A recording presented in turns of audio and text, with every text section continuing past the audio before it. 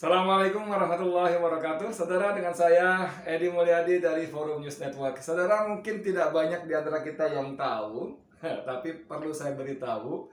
Senin hari ini 21 Juni pukul berapa tadi? Pukul 14.14 ya. FNN Forum News Network portalnya menurunkan editorial yang berjudul "Kami Hadir Kembali". Kami hadir kembali, emang kenapa gitu? Emangnya kemana? Nggak sempat nggak hadir? Ngabur atau bagaimana? Nah, memang kami sempat dibuat tidak bisa hadir, dibuat dipaksa tidak bisa hadir. Oleh siapa? Nanti saya bacakan editorialnya. Cuman ini saya tunjukin dulu. Kami hadir kembali. Yes, oke. Di atas itu ya, kami hadir kembali, 3 kata tadi. Cuma di bawahnya kalau Anda baca ada checking your browser before accessing fnn.co.id. Checking your browser before accessing fnn.co.id. Apa artinya?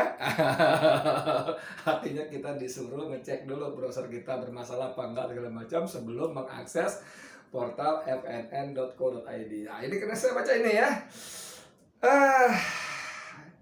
Pembaca fnn.co.id yang budiman, alhamdulillah sejak Ahad 20 Juni 2021 kemarin kami hadir kembali di hadapan Anda. Sejak Ahad 20 Juni 2021 kemarin kami FNN hadir kembali di hadapan Anda. Hampir sepekan kami hilang. Tentu pembaca bertanya-tanya, mengapa bisa seperti itu? Anda mungkin memperkirakan karena terjadi kerusakan teknis di browser, di apa segala macam ya. Bisa saja dugaan itu atau perkiraan itu benar. Akan tapi yang paling benar adalah kami diblokir. Kami diblokir. Tidak jelas siapa yang melakukan kejahatan terhadap portal berita yang Anda dukung ini. Tidak jelas juga mengapa harus diblokir. Tidak jelas juga karena berita atau tulisan apa sehingga fnn.co.id harus dijauhkan dari rakyat, terutama para pembaca setianya. Nggak jelas. Kenapa, siapa yang memblokir, nggak jelas. Alasannya apa, nggak jelas. Tulisan atau berita yang mana, nggak jelas. Juga tidak disebutkan kenapa fnn.co.id itu harus dijauhkan dari rakyat, terutama dari pembaca setianya. Lanjut. Bukan sekali ini saja kami diblokir oleh orang-orang atau lembaga yang tidak bertanggung jawab. Bukan sekali ini saja. Kami katakan tidak bertanggung jawab karena mereka sama sekali tidak menggunakan hak jawab dan hak koreksi atas berita atau opini yang kami turunkan. Oke? Padahal hak jawab itu diberikan kepada pihak yang merasa dirugikan oleh suatu pemberitaan. Sedangkan hak koreksi diberikan pada setiap orang. Hak jawab dan hak koreksi diatur dalam Undang-Undang Nomor 40 Tahun 99 tentang pers. Jadi kalau hak jawab, kalau Anda merasa dirugikan oleh berita sebuah media, ya, maka bisa membuat surat membaca atau apapun namanya untuk diberikan hak jawab. Dan media yang bersangkutan wajib memuat hak jawab tadi. Kalau hak koreksi bisa saja berita apa yang diturunkan keliru, entah akurasi tanggal, waktu, atau apa segala macam. Maka siapa saja pembaca boleh memberikan hak koreksi. Ini keliru loh, yang betul begini. Dan media bersangkutan wajib memuat, tidak bisa tidak. Tidak boleh tidak. Andaikan hak jawab dan hak koreksi itu dilakukan oleh pihak yang merasa dirugikan, tentu kami wajib memuatnya. Sebab sebagai portal berita resmi yang berbadan hukum, kami pun harus tunduk dan patuh pada peraturan perundang-undangan yang berlaku. Tentu kami tidak mau dijewer oleh Dewan Pers jika tidak memuat hak jawab atau hak koreksi itu. Jadi Dewan Pers berwenang memberikan teguran kepada media yang tidak memuat hak jawab atau hak koreksi tersebut. Sangat disayangkan di era demokrasi, dalam kurung walau katanya mulai terkikis itu, dan di era kebebasan pers yang masih saja ada yang bertindak layaknya Departemen Penerangan atau DPEN di masa Orde Baru. DPEN ini bertugas mengeluarkan surat izin usaha penerbitan pers atau SIUP, SIUPP, surat izin usaha penerbitan pers, mengawasi dan jika perlu membredel atau menutup surat kabar, majalah, radio, dan televisi. Malum, media online atau daring di masa itu belum ada. Anda tahu Departemen Penerangan dulu membredel editor, membredel Tempo. Ketika Tempo menurunkan berita soal kapal selam bekas dari Jerman, itu dibredel, ditutup. Itu kerjaan Departemen Penerangan, ya kan? Hanya saja nih bedanya. Dulu DPEN lebih jelas ketimbang DPEN yang sekarang. DPEN sekarang tanda kutip ya, Departemen Penerangan yang sekarang tanda kutip. DPEN di masa Orde Baru juga masih lebih santun ketimbang sekarang. Sebab sebelum SIUP dicabut, biasanya menteri atau direktur jenderalnya terlebih dahulu memberitahukan. Caranya dengan memanggil pemimpin redaksi atau penanggung jawab media yang akan dicabut izinnya. Nah, kantor DPEN juga jelas di Jalan Merdeka Barat, Jakarta Pusat, sekarang menjadi kantor Kementerian Komunikasi dan Informatika, Kominfo.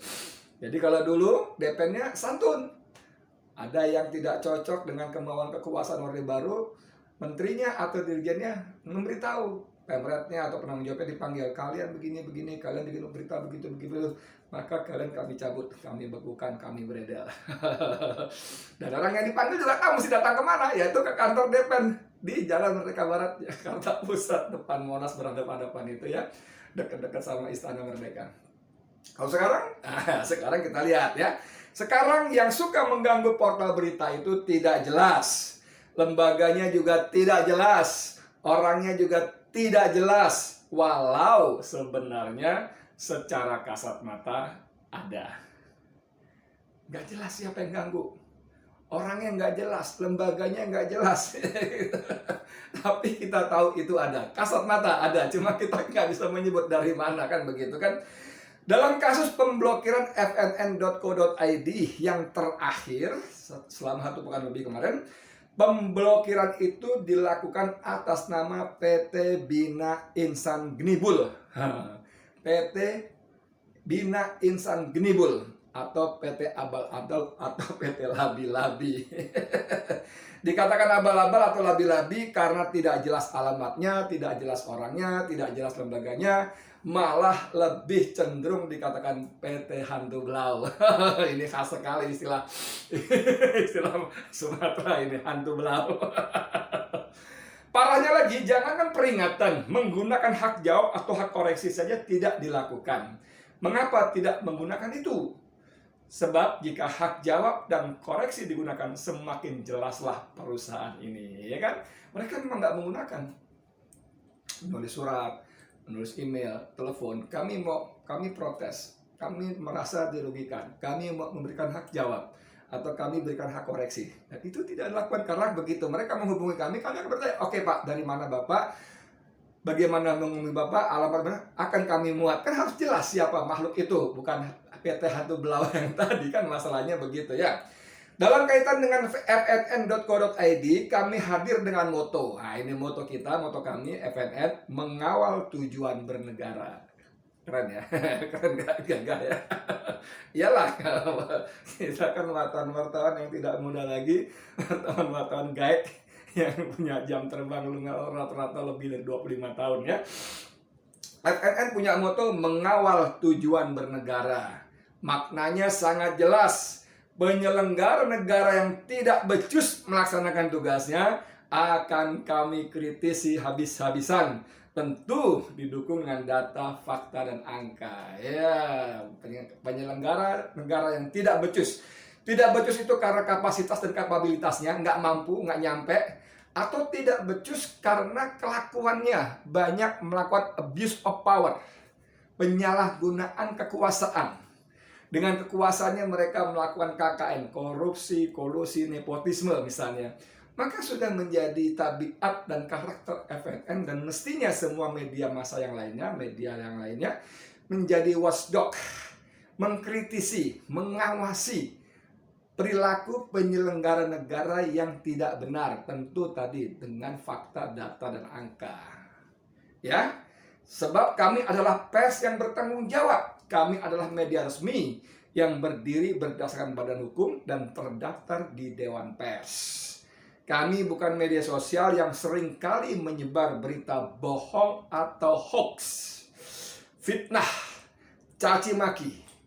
Walaupun kami berada di barisan oposisi, tanda kutip ya, oposisinya, pantang bagi kami dan seluruh awaknya menyebarkan berita bohong, palsu, apalagi fitnah. Ya.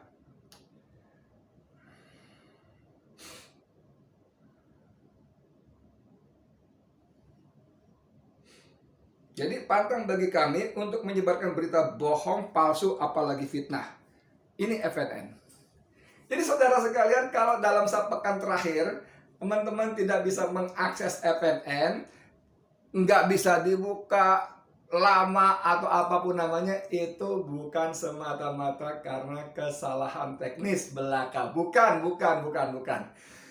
Itu karena ada yang ganggu, ada yang mengganggu, dan terakhir diblokir atas permintaan dari PT Abal-Abal Labi-Labi tadi. Karena tidak ada alamatnya, tidak ada pengurusnya, tidak jelas. Maksud saya ya ada tentu, tapi tidak jelas. Nah, hal-hal seperti ini sebetulnya bukan pertama kami alami, ya. Maksudnya bukan pertama FNN alami, bukan. FNN sudah berkali-kali mengalami hal seperti ini. Tapi biasanya cuma 1 hari, 2 hari, atau beberapa jam dari pagi sampai sore itu. Tapi kemarin full 1 pekan. Jadi mohon maaf bagi para pembaca setia yang terpaksa harus sementara sedikit terputus. Dan siapa? Kalau saudara bertanya siapa pelakunya, Edi? Ya siapa lagi yang bisa membuat kelakuan seperti ini kalau bukan kekuasaan? Pemblokiran itu hanya bisa dilakukan oleh para hacker, iya, ya kan? Mereka tanpa memiliki jabatan wewenang khusus publik segala macam mereka bisa. Tapi kalau pemblokiran semacam ini memang dilakukan oleh kekuasaan, baik langsung maupun tidak langsung. Inilah negara kita, konon katanya negara demokrasi, tapi tidak ada ruang untuk berbeda pendapat. Tidak ada ruang untuk memberikan kritik dan masukan serta saran. Walaupun, nah gitu kan, walaupun saran kritik itu kadang-kadang memang macam-macam tuh. Ada yang disampaikan dengan vulgar, ada yang santun, ada yang mohon maaf, kami mau menyampaikan kritik. Ada. Ada kan karakter bangsa Indonesia. Indonesia kan sebagian besar seperti itu. Nerimo, pasrah, kalau mau ya bahkan kritik, pakai mohon maaf dulu, ya kan? Bahkan coba dalam obrolan dan diskusi juga sekarang, kalau boleh saya menyatakan pendapat. Lo menyatakan pendapat itu pakai nanya kalau boleh, kan gitu kan. Kalau boleh kami menyatakan pendapat, kalau boleh kami bertanya, kalau kok pakai kalau boleh gitu loh. Itu kan saking apanya, saking santunnya rakyat Indonesia. Tapi memang watak kekuasaan seperti itu, saudara. Watak kekuasaan seperti itu sehingga, aduh, bagaimana saya menyebutnya? Sehingga mereka anti kritik. Seolah-olah semua yang berbeda pendapat, berbeda pandangan dengan kekuasaan adalah musuh. Lalu dilabeli intoleran. Lalu diarahkan itu, kalau kelompok dari beragama Islam diarahkan radikul. Bahkan pada puncaknya ekstrim, teroris dan sebagainya. Dengan mudah penguasa memberikan stigma stempel negatif kepada mereka yang tidak dikehendakinya. Dan kita berharap bahwa pemblokiran fnn.co.id kali ini adalah yang terakhir. Kami FNN, saya Edi Mulyadi sebagai bagian dari FNN ingin mengingatkan bahwa kekuasaan itu tidak langgeng. Kekuasaan itu ada batasnya.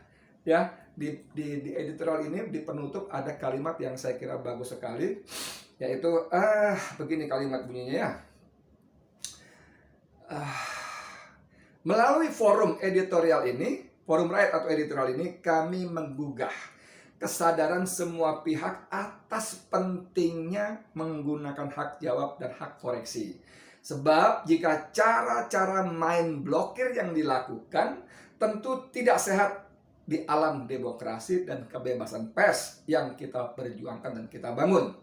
Nah, jika masih saja cara-cara kuno yang dilakukan, cara-cara kuno ya, pemblokiran, pemberedelan, karena ingin membela rezim yang berkuasa. Kalau cara-cara kuno masih dilakukan karena ingin membela rezim yang berkuasa, ingatlah, roda pasti berputar.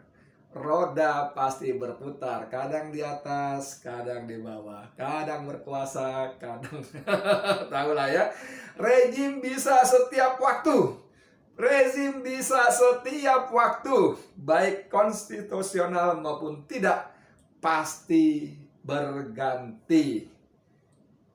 Rezim bisa setiap waktu, setiap saat karena alasan-alasan konstitusional, misalnya habis masa jabatan atau sebab-sebab lain. Ini penulis editorialnya sangat santun dan sopan, dia tidak tulis apa yang dimaksud sebab-sebab lain itu ya. Pasti akan berganti. Dan kalian, wahai orang-orang yang melakukan cara-cara kotor, cara-cara kuno, cara-cara norak, memblokir pemberitaan, kalian akan dicatat sejarah. Dan ada saatnya kalian harus bertanggung jawab dengan perbuatan kalian. Ya. Rakyat tidak terlampau bodoh.